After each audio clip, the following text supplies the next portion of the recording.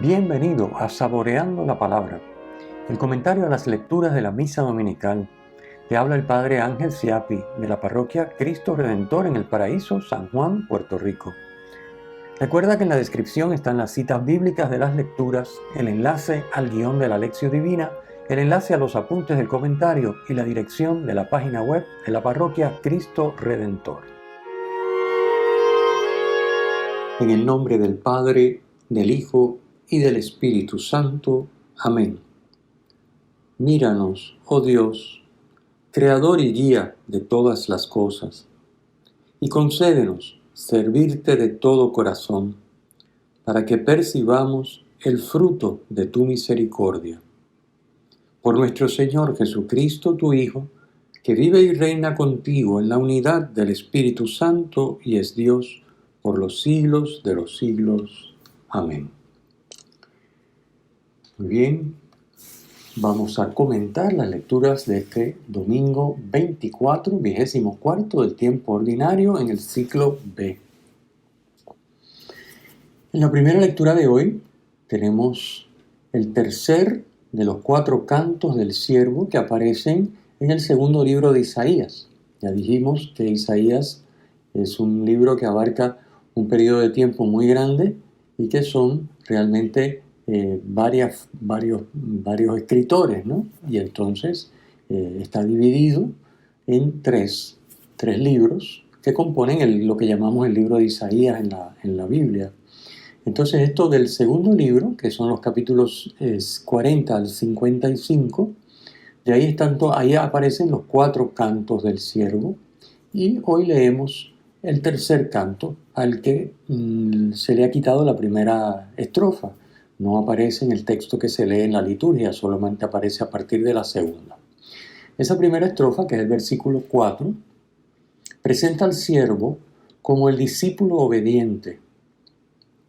La segunda estrofa, que son los versículos 5 y 6, va a hablar de los sufrimientos que esta obediencia le ha traído al siervo y que él libremente, voluntariamente ha aceptado. La tercera estrofa, son los versículos 7 y 8, destaca la fortaleza del siervo. El siervo puede resistirlo todo porque Dios le ayuda. No con sus fuerzas, sino con la fuerza de Dios. Dios le ayuda y por lo tanto él puede resistirlo todo. Finalmente, el último versículo, el versículo 9, es la conclusión y presenta al siervo de Dios defendido por Dios mismo, como si fuera un proceso judicial. Dios es el abogado defensor y Dios defiende ante cualquier acusación y ante cualquier amenaza, defiende a su siervo. Claramente estas palabras se cumplen en Jesús.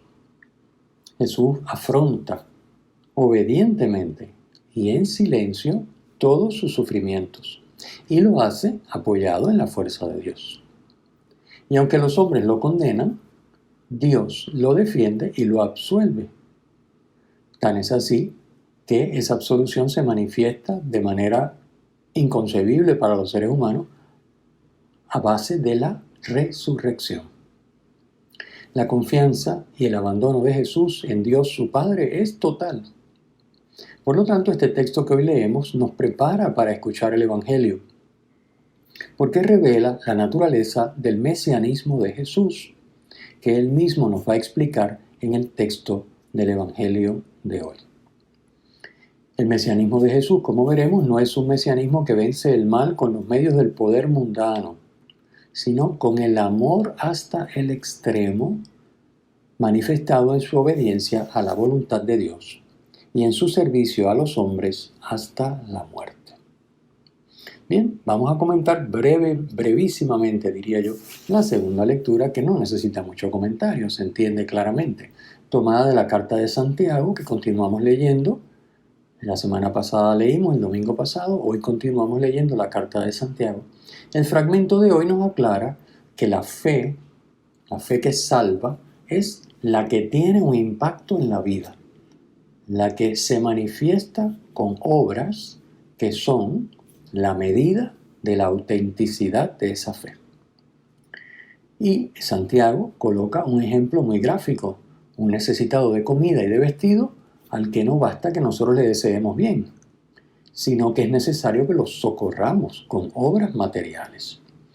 Así que la fe no es una cosa puramente espiritual y desencarnada, sino al contrario, una fe verdadera es una fe que se encarna y que toma cuerpo en la vida de aquellos que se llaman creyentes, ¿verdad? Así que en ti y en mí, si realmente estamos viviendo la fe, nuestra fe va a tener un impacto en nuestra vida y en cómo nos presentamos, manifestamos y tratamos a los demás.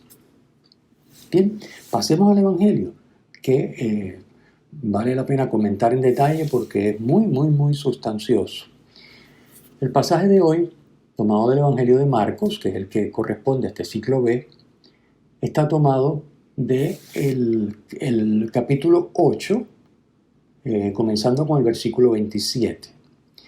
Este pasaje de hoy cierra la primera parte del Evangelio de Marcos y marca el inicio de la segunda. Es decir, con este capítulo 8, versículo 27, comienza lo que se conoce como la segunda parte del Evangelio de Marcos.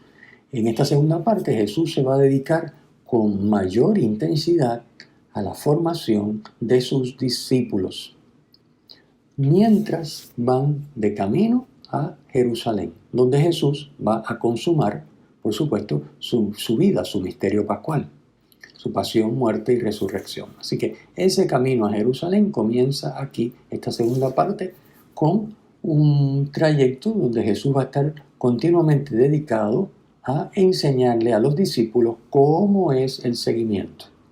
Y por supuesto a nosotros, que vamos a estar leyendo fragmentos, ¿verdad?, del Evangelio de Marcos a lo largo de los próximos domingos. En total son 7 domingos, y 6 domingos más, vamos a estar viendo distintos aspectos de, diríamos, las enseñanzas clave que se desprenden de lo que el Evangelio recoge en ese trayecto hacia Jerusalén, que hoy comenzamos con el capítulo 8, versículo 27. Para ambientar la narración, nos dice Marcos que se llevó a cabo de camino a las aldeas de Cesarea de Filipo. Cesarea de Filipo era la ciudad del César, eso es lo que quiere decir Cesarea, y estaba cercana a las fuentes del río Jordán, donde comienza el río Jordán. Es una ciudad que Herodes el Grande había construido, en la que Herodes el Grande había construido un templo en honor del emperador César Augusto. Cuando muere Herodes el Grande en el año 4 a.C., su reino se divide entre sus 3 hijos. Y uno de sus hijos, el tetrarca Filipo, elige a Cesarea como la capital de su reino y como su residencia. La llama Cesarea en honor del César y le añade lo de Filipo para distinguirla de Cesarea Marítima, que estaba ubicada en la costa del mar Mediterráneo. Y a la misma vez también, ¿verdad?, un toquecito ahí de ego, ¿verdad? Nos faltaba, por supuesto, como suele suceder en todos estos círculos de poder, le pone Filipo para perpetuar su nombre, ¿verdad? Él se llamaba Filipo, así que Cesarea de Filipo, la ciudad del César de Filipo. Y esa es su capital y ese es su lugar de residencia. Esta ciudad está situada en medio de una región que es predominantemente pagana. Y ese es el lugar y ambiente en el que se desarrolla este evangelio de hoy, que es fundamental. Diríamos, marca un antes y un después, porque estas preguntas que vamos a comentar que hace Jesús, pues definitivamente no son solo para los discípulos, ni son solo para la gente que seguía a Jesús, son para ti y para mí. La primera pregunta que hace Jesús es sobre quién es Él, quién dice la gente que es Él. Esa pregunta ya había aparecido en 5 ocasiones, distintos grupos de personas comentando quién era Jesús para ellos. La gente, los responsables de la doctrina, los discípulos, los paisanos de Jesús, Herodes Antipas, habían hablado sobre quién era Jesús. Pero ahora ya después de los discípulos haber estado con el Maestro durante un tiempo, haberlo visto obrar signos y haberlo escuchado predicar y escuchar sus enseñanzas, yo creo que Jesús entiende que es el momento oportuno para precisarles quién es Él, quién es Él. Y claro, Él no va directamente, no va al grano directamente, sino que empieza por preguntar qué es lo que dice la gente, qué es lo que dice la gente, para luego preguntar, ¿ustedes quién dicen que soy yo? ¿Verdad? Conocemos perfectamente este texto. Así que esta pregunta introductoria sobre lo que cada una de las distintas personas en el ambiente piensan sobre Jesús, no es una pregunta banal. También nosotros debíamos preguntarnos, en nuestra situación histórica, en nuestro mundo y en nuestro entorno, ¿qué piensan de Jesús los que están a nuestro alrededor?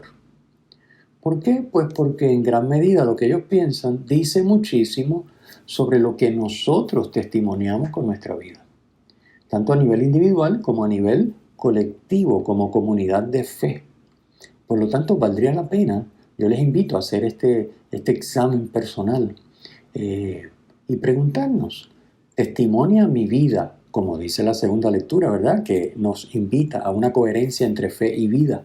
¿Testimonia mi vida que Jesús es el Mesías, el Hijo de Dios, como lo confiesa Pedro?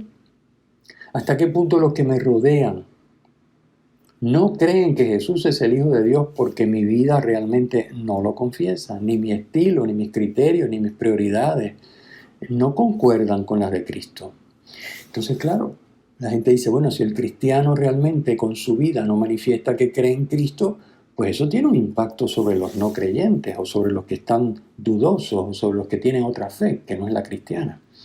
Así que vale la pena que examinemos cómo estamos viviendo nuestra fe. Y a la hora de examinar, pues, las cosas que siempre miramos, el uso del tiempo. Mi uso del tiempo testimonia que Jesús es el Hijo de Dios, el Mesías, Hijo de Dios. Mi uso del dinero y de los bienes materiales. Mi comportamiento en mi ambiente familiar, en mi núcleo familiar, con mis hijos, con mi esposa, con mi esposo. Mi comportamiento en la parroquia. Mi comportamiento específicamente en la parroquia dentro de la celebración litúrgica, etcétera. Podríamos hacer una lista más larga, pero bueno, ustedes se hacen idea y valdría la pena dedicar un tiempito a la oración personal meditando un poquito sobre esto. Bueno, llegamos entonces a la pregunta clave. La pregunta clave del Evangelio es la pregunta que todo hombre y todo creyente tiene que responderse. ¿Quién es Jesús para mí? ¿Quién es Jesús? En medio del silencio de los discípulos, según el relato, el que confiesa, tú eres el Mesías, es Pedro. Pedro. Recordemos que en la época de Jesús existían diversas concepciones sobre la figura del Mesías, como en todos los momentos históricos, ¿verdad? La gente tiene diversidad de opiniones y de pensamientos y de concepciones sobre muchísimas cosas, sobre casi todas las cosas, ¿verdad?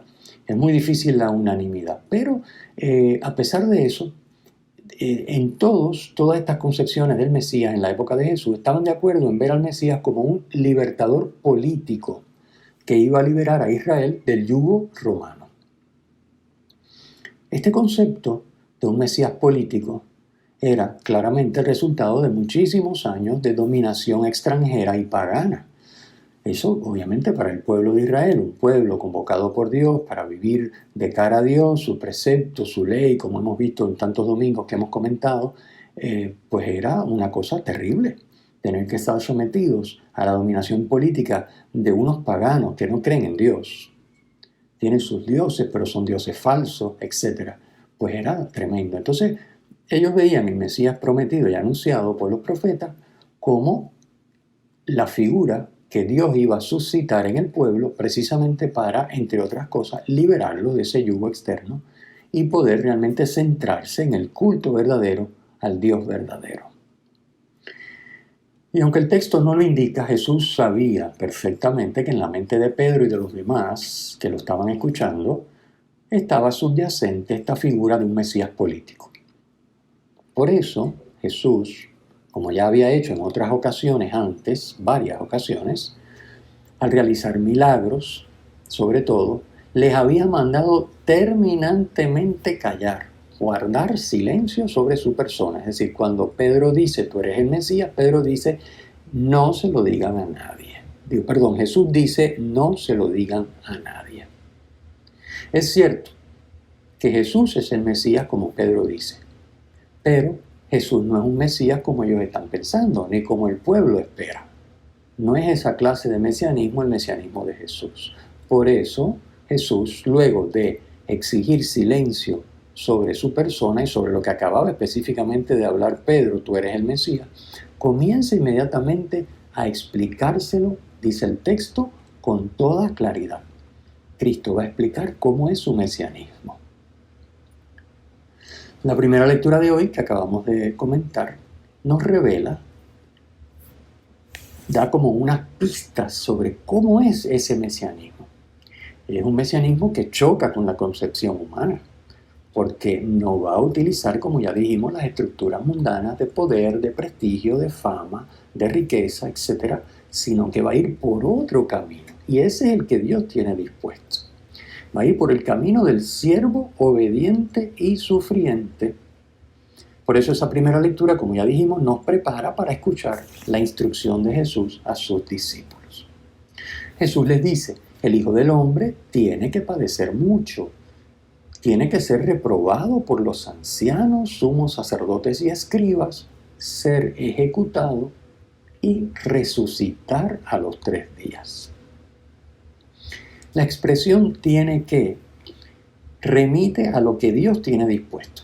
Significa lo que Dios tiene dispuesto y tiene que suceder porque Dios lo ha dictaminado. Eso es lo que significa tiene que. Y que a su vez está manifestado por los profetas y está consignado en distintas partes de la Escritura. Luego Jesús menciona los 3 grupos del Sanedrín, cada uno, y los menciona explícitamente. Estos grupos formaban el Sanedrín, que era el Tribunal Supremo Judío. ¿Okay? Ahí estaban comprendidos los ancianos, que formaban la nobleza laica, estaban comprendidos los sumos sacerdotes, en cuyas manos estaba el culto del templo y también parte del poder político, y finalmente los escribas, que eran los expositores de la ley, que tenían gran prestigio ante el pueblo. Es decir, Jesús les está diciendo a los discípulos que el Mesías no es como ellos creen, sino que va a ser rechazado por las autoridades, por los representantes oficiales del pueblo judío. Esto era impensable, porque si el Mesías era la persona que Dios iba a suscitar para liberar al pueblo, pues lo lógico era que tuviera el respaldo del Sanedrín. Bueno, pues no, el Mesías va a ser rechazado por el Sanedrín. Esto es lo que Dios ha previsto. Pero Jesús no termina en la muerte, él aclara muy bien, a los 3 días. Esto va a culminar en una resurrección, es decir, esto no termina en muerte sino en vida. La expresión 3 días en el Antiguo Testamento y en el judaísmo es una expresión común para indicar un breve periodo de sufrimientos y de prueba al que sigue un cambio de situación con la ayuda y la liberación de Dios. Por ejemplo, lo vemos en Oseas, capítulo 6, versículo 2 y siguiente, donde dice, el Señor nos ha herido y Él mismo nos curará. Nos ha golpeado y nos vendará. Él mismo nos devolverá la vida después de 2 días. Al 3er día nos resucitará y viviremos en su presencia. ¿Sí? Tenemos el ejemplo de la expresión 3 días. Claro, a Pedro no le cabe en la cabeza que este Mesías, enviado por Dios para liberar al pueblo, vaya a ser rechazado por el Sanedrín. Y ese rechazo sea una condena nada más y nada menos que a muerte, es decir, que acaben matándolo. Porque humanamente esto sería un fracaso. Humanamente esto dice, no tiene, como decimos, ni pies ni cabeza, porque si el Mesías va a ser suscitado por Dios para que libere a su pueblo y restablezca el templo y la libertad religiosa, etcétera, etcétera, ¿cómo los líderes del pueblo lo van a acabar matando? Sería un fracaso, esto no tiene sentido. Por lo tanto, en la mente de Pedro es tan fuerte el impacto que ocasiona lo que dice Jesús, que Pedro no repara en el hecho de que Jesús ha dicho claramente que va a resucitar. Esto debía haber opacado todo el tema del sufrimiento, es decir, porque resucitar de entre los muertos no es una cosa común y corriente, es una cosa nunca vista. Así que, pero sin embargo es tan fuerte el impacto de lo negativo que Pedro no repara en el tema de la resurrección y de alguna manera se altera tanto que se lleva a Jesús aparte y lo reprende duramente. El texto dice increpar en la traducción del Evangelio que leemos, pero el texto original, la palabra griega que se traduce en el texto de hoy por increpar, significa literalmente gritar severamente. Es decir, Pedro se lo lleva aparte y le monta un numerito, como decimos, y le grita y le dice, no, tú estás loco, eso no puede ser. Eso es realmente lo que está diciendo el texto. Así que no es increpar como, no, es que le forma un numerito. Bueno, Jesús reconoce en las palabras y en la actitud de Pedro la tentación de Satanás. ¿Recuerdan las tentaciones en el desierto? Cuando Satanás le da las 3 tentaciones, y la tentación del poder, la tentación del tener, etc. Bueno, esas tentaciones lo que buscan era ¿qué? Desviar a Jesús del camino y del plan que el Padre Dios le había trazado, rechazando de esta manera un mesianismo que era un mesianismo de humildad, de dolor, de pobreza. Entonces la tentación que llega a Jesús por boca de Pedro es la misma de Satanás. Es una invitación a rechazar el mesianismo que Dios tiene previsto para asumir un mesianismo según los criterios de los hombres y del mundo, es decir, un mesianismo de poder, un mesianismo de prestigio, un mesianismo de riqueza. Es decir, con poder, con prestigio, con riqueza, se libera al pueblo. Pero con sufrimiento, con humildad, con dolor y con condena a muerte, no vamos para ningún lado. Esto, desde el punto de vista humano, es muy lógico, pero es diametralmente opuesto a lo que Dios tiene previsto. Es curioso notar que aquí ya la tentación, fíjense que no viene de Satanás directamente, como en las tentaciones en el desierto, sino que esa tentación se ha infiltrado en el grupo de los discípulos, y particularmente en Pedro, que es piedra de la iglesia. Esto es bien interesante. Yo les invito nuevamente a abrir un espacio para la reflexión y el examen personal porque vale la pena que meditemos hasta qué punto se ha infiltrado también esa tentación de rechazar el mesianismo de Dios y tratar de hacer uno a la manera mundana de los seres humanos. Hasta qué punto nosotros queremos vivir un cristianismo no según Dios, sino según la manera humana, que sea compatible con lo que a nosotros nos parece razonable. Y por lo tanto rechazando la humildad, rechazando el sufrimiento, rechazando la pobreza como caminos de actuación de Cristo en nuestra vida. Meditemos cómo en nuestra vida estamos siguiendo el estilo de Cristo, cómo quizás se ha infiltrado esa tentación mundana. Y nuestro cristianismo no es como el mesianismo de Cristo, no es lo que Él está diciéndonos. Lo mismo podemos pensar después cómo estamos viviéndolo en la familia, en mi familia. El estilo es el de Dios, humilde, pobre, sufriente, sencillo, generoso, dado a los demás, o de poder, de prestigio, de placer, de riqueza. O es una mezcla donde estamos, ¿verdad? Como decimos, queremos tener una vela al Dios y una vela al diablo. ¿Dónde estamos? Más allá. ¿Dónde está nuestra parroquia? ¿Son nuestros criterios y estilos los de Cristo o los del mundo? En nuestra vida, en nuestra familia, en nuestra parroquia. Les invito a hacer esa reflexión personal. Bien, seguimos con el texto y Jesús entonces le responde a Pedro, pero Pedro se ha llevado a Jesús aparte y allí le ha formado la gritería. Pero ahora Jesús se vira y ya no le habla directo a Pedro, sino que le habla a Pedro mirando a los discípulos. Es decir, Jesús está hablándole a todos los discípulos. El texto emplea nuevamente el mismo verbo con el que Pedro reprendió a Cristo. Es decir, con la misma fuerza y con la misma firmeza que empleó Pedro, Jesús ahora le habla a todos los discípulos. Nos habla a ti y a mí. Lo que dice es también para ti y para mí. Y lo hace con la misma fuerza. ¿Y qué dice Jesús? Jesús dice, ponte detrás de mí, Satanás. Tú piensas como los hombres, no como Dios. Ponerse detrás es seguirle. Eso es lo que significa seguimiento.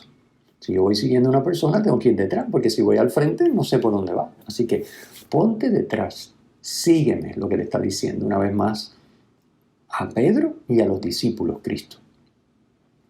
Él es el que marca el camino, no somos nosotros. Son sus criterios y su estilo, no los nuestros, los que tenemos que seguir. Entonces, miremos cada uno, como ya dije, en nuestras comunidades, en nuestras personas, en nuestra familia, en nuestra parroquia, etc. ¿Qué estilos y criterios estamos encarnando, estamos viviendo? Jesús deja bien claro con esta expresión tan dramática que no hay un camino intermedio. O pensamos y actuamos como Dios, o pensamos y actuamos como Satanás. Porque todo lo que sea salirse de la lógica de la cruz, que veremos enseguida, es moverse por los senderos de la lógica de Satanás. Y cierra el texto del Evangelio de hoy, un Evangelio tremendo, riquísimo y vale la pena meditarlo porque vamos a sacar gran fruto para nuestra vida y nuestro seguimiento de Cristo. Cierra el texto evangélico con una enseñanza de Jesús sobre el seguimiento. Después de haber dicho a Pedro y a los discípulos, síganme, pónganse detrás, ahora nos va a enseñar ese pónganse detrás, ¿en qué consiste? Nos dice a Pedro, a los discípulos y a ti y a mí. Nos dice, primero, que ese seguimiento tiene que ser algo libre, asumido libremente. Dios no nos va a obligar. Por eso dice Jesús, el que quiera. Segundo, negarse a sí mismo. Negarse a sí mismo significa dejar de vivir para uno mismo, para vivir para los demás. Es decir, vencer el egoísmo que nos domina de tantas maneras y que no nos permite realmente estar al servicio de los demás, no nos permite amar. Dios quiere vivir en nosotros y amar en nosotros como Él ama. Ese es el mandamiento que nos dejó en la última cena en el Evangelio de Juan. Ámense unos a otros como yo los he amado. Es decir, déjenme a mí amar en ustedes a los demás. Pero para eso hay que vencer el egoísmo. Bueno, vencer el egoísmo es negarse a sí mismo. 3. Tomar la cruz. Tomar la cruz significa afrontar los sufrimientos, adversidades, humillaciones, injusticias, dolor, etc.